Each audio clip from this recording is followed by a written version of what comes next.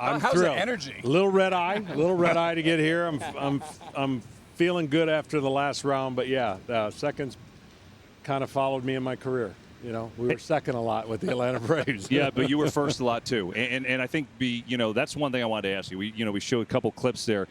You're heavily involved in the game. You love the game, so it's not like you've been away from it for a long time. But do you ever have time just to sit in your couch to think what you all accomplished, especially with those three that we just showed with yourself and Tom and Greg? You know, it's like that catch-22. It's hard because we did go 14 years in a row. Yeah. But by the numerical number, we only won once. And somebody down here at the end got a chance to win a few more times along with him. And, you know, sports can be cruel. And we were given a lot of great opportunities, and we were in every one of them. But I've never understood why that trumps our success of 14 in a row. But that's what sports is. What have you done? And I tell you, there's some gut punches still for me that when you're a competitor and you want to win, and we were so close, you replay that over and over in your mind. You're like, if we'd have done this or done that, you know, and we all have those moments. But at the end of the day, we got a chance to do something leaving spring training everybody dreams of. We knew we were going to be pretty darn good for 14 years in a row, and that's all you can ask for as a player. John, one of the things we've talked about, we talked a little bit at dinner last night of missing the big Titans lineup. I mean, Clemens, Smoltz, Pedro against you name it. Tomorrow night we have a classic with Skubal and Skeens. What are a few things that impress you about both these guys? You know, they are seem to be above their age of being a bulldog on the mound. They're not giving in to five and dive and throw as hard as you can. They both throw hard. They have tremendous stuff that can wipe out a lineup for 7 innings, 8 innings. And Paul Skeens is doing something in his career. You know, don't pay attention to the record because that has no indicative to what his team has done for him while he's been on the mound. But you know what I hope? And I hope we all find a way to say they got to be the exception to the rule. And what I mean by that is please don't get hurt.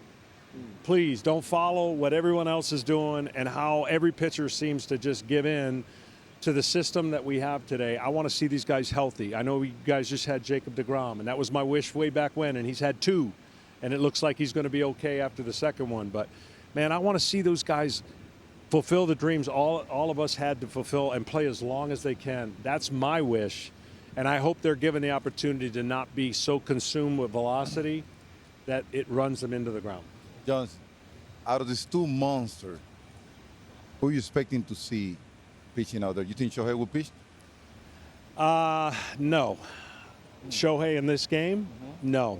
But he will in the future All-Star games, 100%. Shohei Ohtani is, I can't say enough. There's no words to describe it. I said this 3 years ago and people thought I lost my mind, but that's okay. I've lost my mind a bunch on some things that I've said. I said if it's a hypothetical. If he never hits and he pitches 1 year and all he does is pitch, he'd be the best pitcher in baseball. Well, I'm without a doubt. I don't have any reservations. I don't have any like what ifs. If all he did was pitch, which he'll never do, he would be the best pitcher in baseball. That just tells you what you need to know about his athleticism, how good of a feel he has, and he can not only hit, but he can pitch. And the second half is going to be very interesting for the Dodgers and how they get him ready to do whatever they may see in September and October. And I remember her you saying early this year that he had the best slider that you have ever seen. And coming from you, that means a lot. He's got a feel that you just can't teach and a desire and a – listen, he has spoke his career into existence. He pre-wrote everything he wanted to do as a teenager, and there's something to be said for that.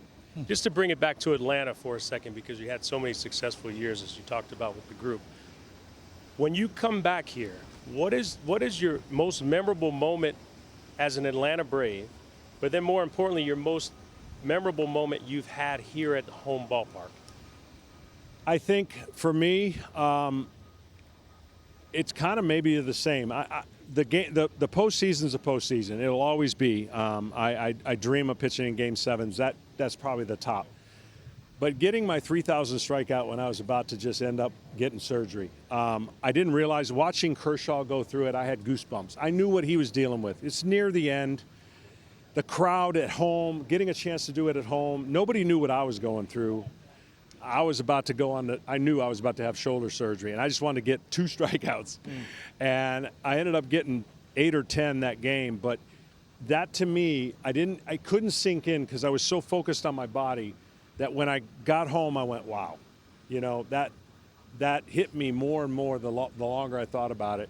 And it's just a number, but the crowd knew. Like, I've never pitched a game where with 2 strikes, they went crazy every single time. That's never happens. But they knew what was at stake. And that same thing was happening for Kershaw. And I was like, please let him get it. Please let him get it. And he got it in the perfect way. Coming out of the game, he could enjoy it. I got mine, and I had to keep going, and obviously wanted to keep going. Well, it's not just a number; it's just a very big number. That's right. Yeah. That not a lot of people get to, or maybe we'll ever do it again. So, John, the game tomorrow, we're doing something a little bit different. The ABS system, right, which was implemented by baseball in spring training. It's automated balls and strikes. Basically, it's a challenge system that either the hitter, the pitcher, or the catcher can initiate a challenge. They've got to do it right away, and they've got 2 per game. Now, 2 could turn into infinite if you keep getting it right. But you've got 2 per game. This is going back to spring training, just to give you an idea, right? Here's the pitch, looks outside, catcher says, or it's called the ball, catcher says, hey, I want to look, and we'll check that. And then they look right away. It takes, 10 seconds to look, and then they decide whether the call was correct or whether they changed the call. So we're going to do that in the All-Star game because baseball tried it in spring training, and, looking to implement that in the future just to take away those critical calls at critical moments. You're going to be watching it tomorrow, so I know you're going to have an opinion on it. But what would your opinion be if you were on the mound with it? I would never let a pitcher challenge a strike, and that's coming from a pitcher. Because our eyes are not, well, wherever you finish, sometimes you just don't see it the right way. I trust a catcher and a hitter. They're more in, and I know I've lived it. I'm like, that's a strike. I know it's a strike, and I went in the video room. I'm like, that wasn't a strike. By the way, I would never have a hitter because we have no idea. We think everything's a ball, and we're always wrong when we go back in the video room.